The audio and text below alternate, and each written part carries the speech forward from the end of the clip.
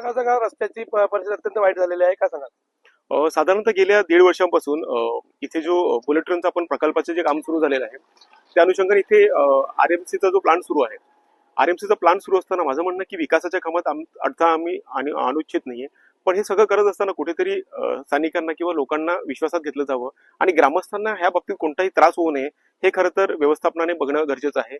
परंतु इथे आपण जो बघतोय की आरएमसीचा जो प्लांट आहे, इथून ज्या हेवी लोडच्या ज्या गाड्या निघतात आणि त्याच्यामुळे रस्त्याची अतिशय दुरावस्था झालेली आहे.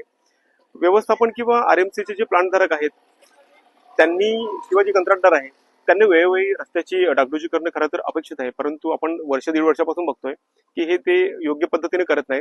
पर्यायी आपण बघतो की परिणामतः इथे अपघात होण्याची खूप शक्यता आहे. इथे शिरगाव पासून चंदनसर शाळेत जी जाणारी काही लहान मुलं आहेत किंवा इथले काही वाटसरू असतील, ग्रामस्थ असतील, यांना खूप त्रास होतोय. म्हणजे धुळीचा त्रास असेल किंवा खड्ड्यांचा त्रास असेल. या ठिकाणी मोठ्या प्रमाणात ट्रक चालतात, 4-5 किलोमीटरचा प्रवास करून विद्यार्थ्यांना शाळेत जावं लागतं, काय सांग त्यांच्या जीवाला सुद्धा धोका आहे. निश्चित निश्चित मुलं बघतो आम्ही की मुलांची अगदी जीव मुठीत धरून मुलं प्रवास करतात आणि हे करत असताना कुठेतरी हे जे आरएमसी प्लांटवाले आहेत किंवा जे ठेकेदार आहेत त्यांनी रस्त्याच्या बाबतीत कुठेतरी त्याची डागडुजी करणं किंवा रस्त्याची मनमानी कारभार चाललाय.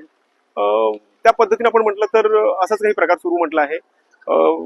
आमचे जे सज्ञान जे ग्रामस्थ आहेत, बऱ्याच ग्रामस्थांनी त्यांना वेळोवेळी निवेदनं दिलेली आहेत.